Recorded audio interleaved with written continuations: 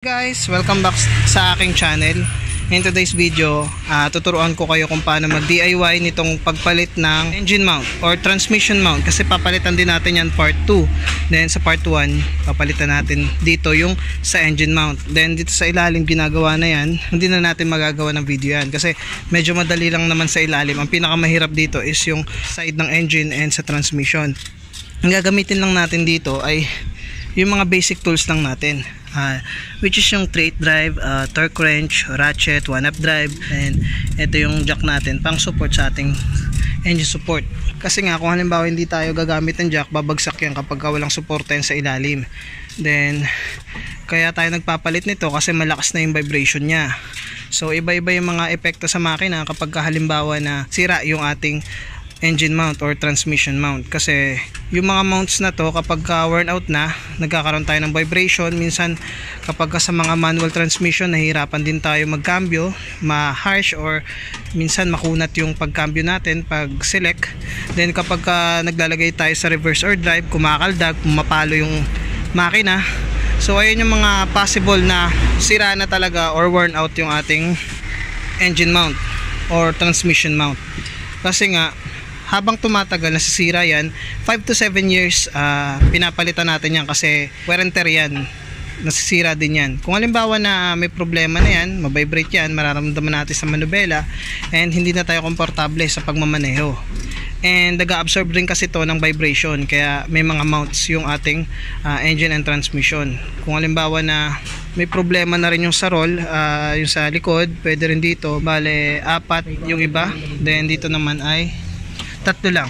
Meron sa ilalim, merong 2 sa makina at saka sa transmission. Maglalagay rin tayo ng coolant kasi matatapon. Tatanggalin natin yung reserva, tatanggalin natin itong power steering, ihawi lang siguro natin para hindi na magtapon. So ito, tingnan natin kung kaya mahawi, pero mas maganda kaya nakalas yan, subukan na lang natin. Tapos tatanggalin natin yung engine support. Oo, pwede na ihawi lang natin yung tornilyo lang dito. Pwede natin nahawi kung sakali. May lock lang yung sa gilid. Inaangat lang. Pwede yung sinusungkit din siya. Natin. Ayun. Mat. Mabalik. Then may bracket dito siya sa ilalim. Tingnan natin. Ayan. Ayan. Tanggal na siya. Tingnan natin kung kaya malusot. O ayan. Jeez. Kung gusto nyo lang naman ayaw nyo lang matapon yung coolant, tanggalin natin yung steering reservoir. Yan.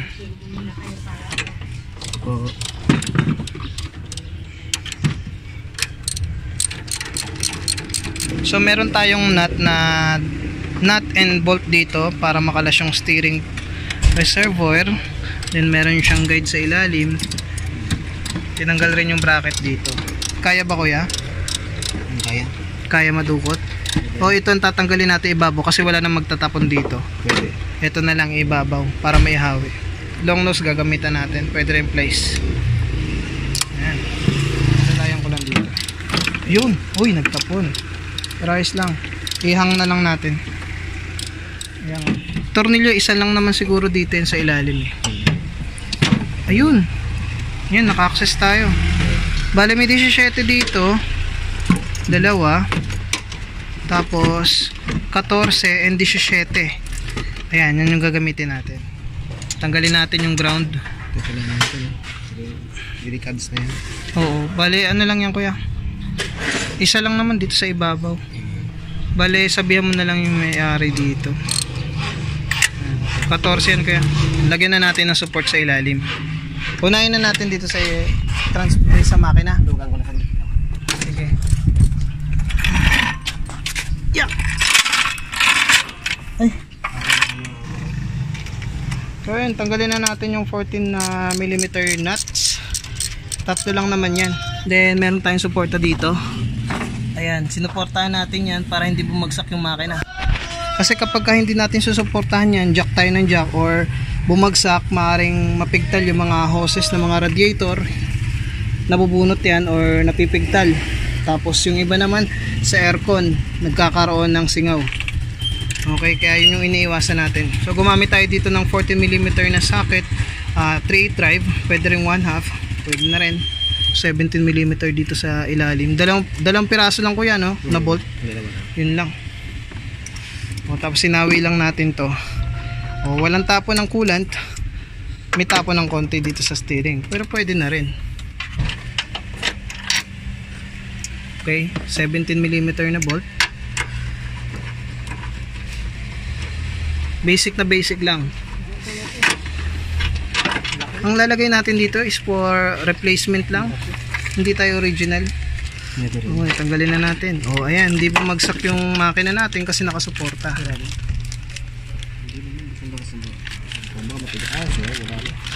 Saan ko yan? May bitak na rin. Yung iba kasi mas malala no? Bumibigay talaga yan Napuputol yung dito. Naghihiwalay. Ito yung bago. Replacement. Mga magkano yan, bossing? Ano to? 2-1. 2-1, mga ganun Replacement lang. Pagka original, mga magkano yun? Original, masana yun. 4 to 5,000 na 4 to 5,000.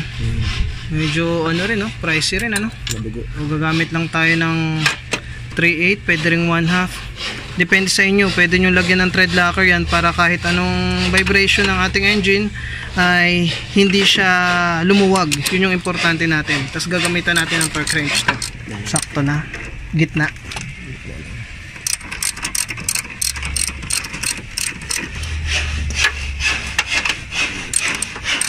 So isa-isa lang muna tayo kasi hindi naman pwede magsabayan, babagsak.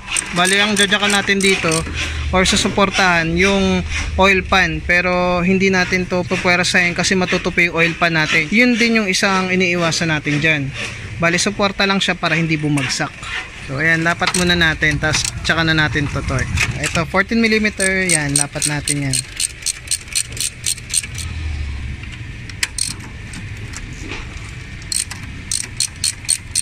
Tingnan nyo naman na hindi pa ganun kalapat yung bracket ng support natin. Pwede natin jakan yan para nang sa ganun hindi siya masyadong mapuwersa. Jakan natin. Ayan. Ayan. Jakan na natin yan. Kasi pag pupuwersahin natin, maaaring ma-lost thread yung mga nuts and bolts. Ayan, maangat na siya. Ayos. I-torque na natin ko yung sa ilalim. Ayan dito. Yung 17. Oo, 17. Yung higpit niya nasa 70 to 80 foot-pounds. Pwede na rin yan.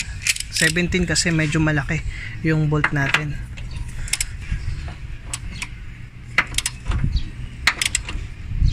Ayos.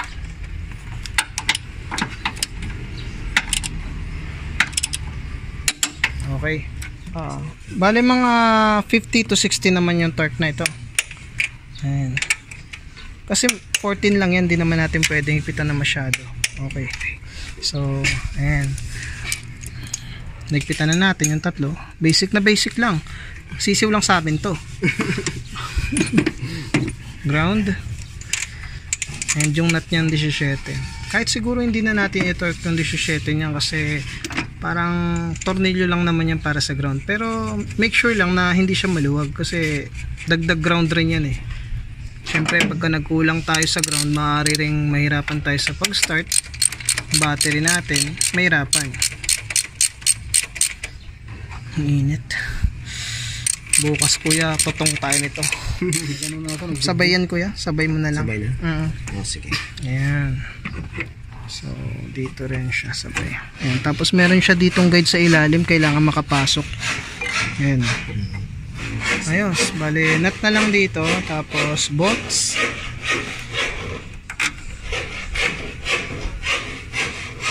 Dito naman sa higpit ng mga 10mm natin, ay siguro umaabot lang ng 8 hanggang 13 foot-pounds lang yung higpit nito. Pero kahit hindi na natin i-torque to kasi yung tamang-tamang higpit lang, para mahigpitan lang yan kasi bracket niya lang din naman yan.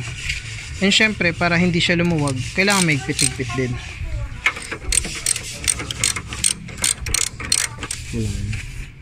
Nag-resign. Ay, ano ba tawag dun? Yung parang stopper niya para hindi madurog kagad yung goma. Dapat meron yan. Kasi pagka higpit ka ng higpit, mapipit-pit naman din. Yeah. So, higpitin lang natin ng tama. Wala na kasi, hahanapan natin yan. Okay naman. Okay. So, ayos. Higpit na yung dalawa. Nalagay na rin yung guide dito sa ilalim. Ayan. Tapos, dito, naipasok na rin ba natin? Ayos, naipasok na rin. Pati yung dito sa gilid, pinapasok rin yan. Then, itong sa steering nya. Hose. Mabilis lang lagay. Basic lang sa amin to. Baba mo na tayo. Ayos na yan. So, linisan na lang natin yun mamaya mga bossing. Ayan. Tapos yung sa bracket nya doon. Dito to, no? Kung hindi kasi natin papalitan yung mga support, lalo na kapag sira, maaaring bumagsak yung makina man yan o yung transmission. Kapag bumagsak yung transmission o makina, kasi may naranasan kami na bumagsak na yung transmission, nasira yung axle nya. Nabasag yung sa bandang yung ina-axle nya, nabasag. Tapos nasira na rin yung bearing, kaya mag-iingay na. Kaya iwasan natin yun. So ayun, nailagay na natin yung bracket, then yung sa steering, sa coolant reserve tank, then yung mga hoses, nailagay na rin natin ng tama. Ayan, ito ang hindi tama, wala siyang washer, papalitan natin yan. Suggest natin kung meron tayo makita. So ayan, nailagay na natin yung engine support or engine mount ng Mazda 3. Hindi Sky Active to 2006 to 2007 model. So ayan, bale natutunan nyo na siguro kung paano magpalit ng engine support ng Mazda. Pero kapag magpapalit tayo ng engine support, sinisilip lang natin kung ano yung engine support itsura nya. Then yung mga nakaharang, tatanggalin natin yan. Pero iwasan natin yung mga engine support ay iba-iba yung mga pagkakadesign. Minsan may nakaharang na computer box, tinatanggal pa natin yung mga terminal ng battery nun bago tayo maggalaw-galaw. Okay? So ayan, pinupunasan na lang ni boss yung mga langis-langis. So konting-konti na lang yan. So, maraming salamat sa panonood mga bossing. Sana may natutunan kayo sa video natin for today. Pinalitan natin yung engine mount nitong Mazda 3 and replacement. Okay, maraming salamat po sa panonood. Hanggang dito na lang. Bale siguro kung part 1 yan or part 2, depende po yun. Maraming salamat po. Bye bye.